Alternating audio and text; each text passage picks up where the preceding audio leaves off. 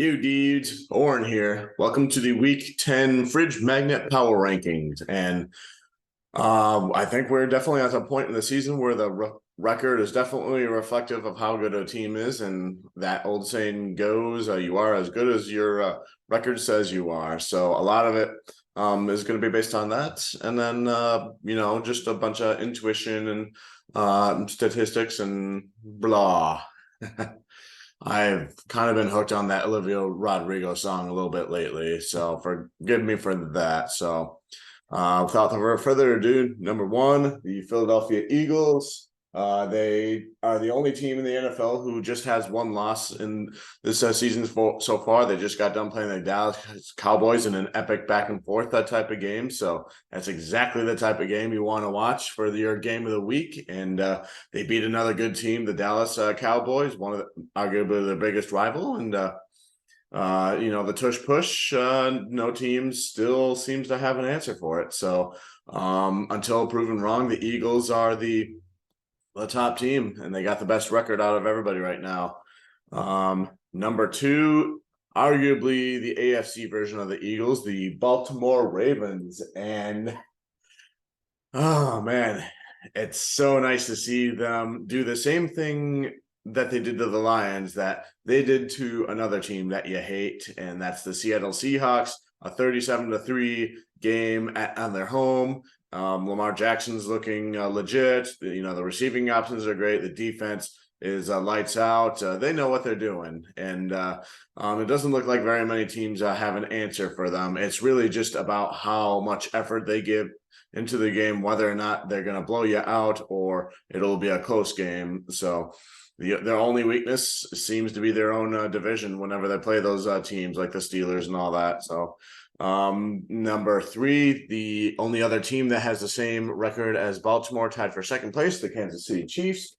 They continue to play well, even though they lost to Denver recently. Everybody's kind of forgotten about that because they went over to Germany and they took care of business with another great team, the Miami Dolphins, who arguably have the best offense in the whole league. Now, not arguably, but they've been getting the job done with the defense. Their defense has everybody loves to talk about the Chiefs offense and Patrick Mahomes, Travis Kelce, but their defense has really stepped up, and they continue to help get the job done until the Chiefs offense starts to get a lead again. So they're kind of turning into a complete team, and not like where everything's complementary, but the defense is the star for them this time.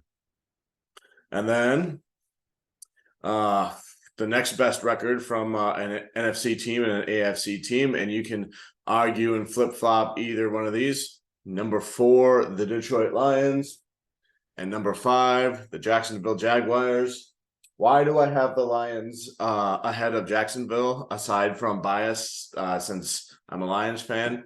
I have a justifiable excuse to put them above the Jaguars, because the Jaguars rank toward the bottom of the league in passing defense. They are actually ranked toward the bottom in passing yards given up. And the only everything else there, Jacksonville is mid except for run defense, which they're toward the top of the league along with Detroit. Whereas you got Detroit and they're toward the top of the league in several offensive categories. So they have a lot of stuff going on for Detroit to back up their case. So that's why I'm putting Detroit ahead of Jacksonville there. But there's not much to talk about with either team because both teams were on a bye this past week. So anyways, and then we get to the next teams who have the 5-3 records pretty much. And that number six, Miami Dolphins, they just lost to the Kansas City Chiefs. They still have to prove they're good at beating the mid teams, but they have yet to defeat the good teams, and they didn't do that against Kansas City. So, yeah, that's where they are. But I still put them ahead of the 49ers, who are number 7 here, who are good at beating good teams, but they have been losing to a lot of mid teams this season. So that's why they are below the Dolphins there. And then number 8, Cleveland Browns. You got to give them some love. Anytime they shut out an opponent, give them a goose egg, 0 points scored from their opponents, then you should be in the top 10. Cleveland's arguably got the best defense in the league, and doesn't matter how good a Deshaun Watson is at this point. If your defense is that good, then you can pretty much ride that out, kind of like what Peyton Manning did with the Broncos in 2015, 2016, what Tom Brady did with the Buccaneers. What was that? 2020, 2021? When they won, the Buccaneers won that Super Bowl, Tom Brady. A point I'm trying to make. And then number 9, the Seattle Seahawks. How does it feel, Seahawks, to get your ass whooped in Baltimore?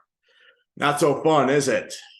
But yeah, they just unfortunately came across all around a better team, arguably one of the best teams in the league now, if you think about it. So, but the Seahawks still pretty good team, pretty good rushing team. They can the mobile quarterback, Geno Smith, can run around if he needs to. Decent passing game. Defense gets the job done when they need to, and all that sort of stuff. Number 10, the Dallas Cowboys.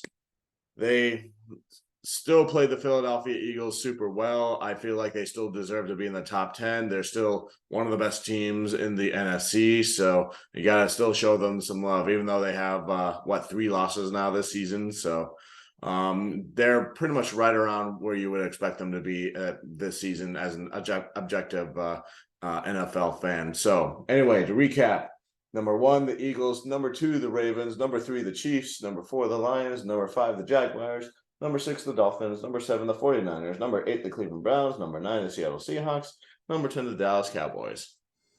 So, yeah, those are my Fridge Magnet Power rankings for this week. Let me know what you think. Do you agree or disagree in the comments?